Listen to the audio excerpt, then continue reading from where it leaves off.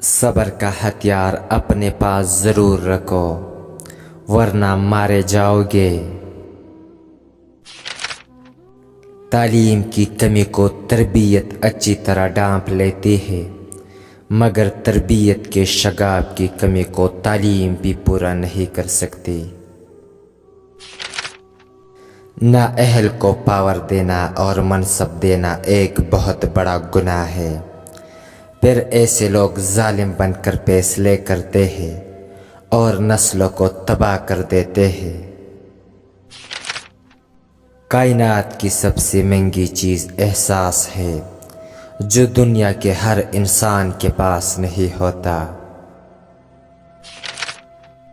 اپنی زندگی میں ہر کسی کو اہمیت دو، جو اچھا ہوگا وہ خوشی دے گا اور جو برا ہوگا وہ سبق دے گا۔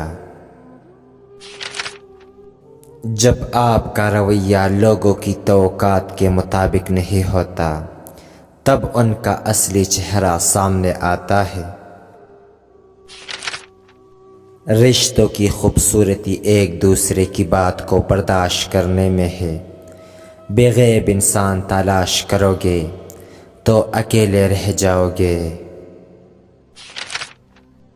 اگر خود سے زیادہ کسی اور پر اعتبار کرو گے تو وہ آپ کو کسی وقت ضرور دھوکہ دے گا۔ اپنوں سے اتنی شکایتیں مت کیا کیجیے، کہیں ایسا نہ ہو کہ شکایتوں کو دور کرتے کرتے وہ خود ہی آپ سے دور ہو جائے۔ مہربانیاں کرو لیکن لوگوں سے کوئی امید مت رکھو۔ اعتماد کرو لیکن اتنا بھی نہیں کہ دھوکہ کھا جاؤ۔ دوسروں کے لیے مدد کا سبب بنو لیکن ساتھ ساتھ اپنے آپ کو بھی بہتر بناؤ۔ آہستہ آہستہ انسان دوسروں کو قائل کرنا چھوڑ دیتا ہے۔ اسے سمجھ آتی ہے کہ کس کی کتنی پرواہ کرنی، کس سے کتنی امید رکھنی ہے اور کس سے کتنا فاصلہ رکھنا ہے۔ زندگی سب سکھا دیتی ہے۔ کبھی ایسا بھی ہوتا ہے کہ سکون کے لیے دوا کی نہیں، کسی کے لفظوں کی ضرورت ہوتی ہے۔ کبھی کسی پر کیچڑ مت پھینکو، اس سے دوسروں کے کپڑے خراب ہو یا نہ ہو، مگر تمہارے ہاتھ ضرور خراب ہو جائیں گے۔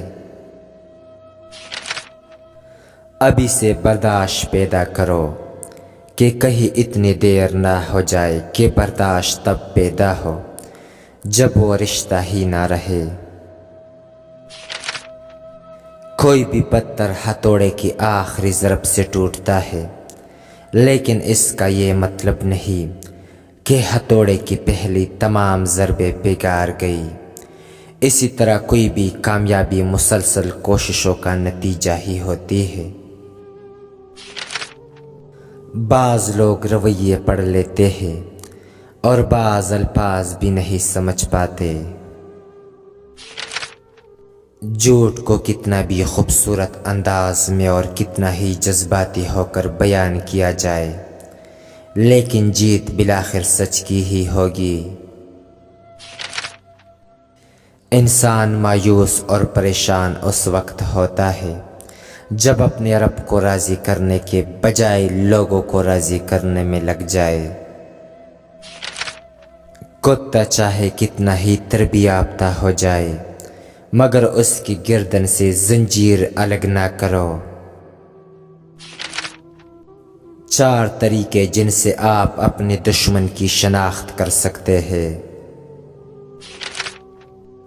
1 وہ آدمی جو آپ کی ترقی یا کامیابی سے ناخوش ہو۔ 2 وہ شخص جو آپ کے خلاف بولتا ہو۔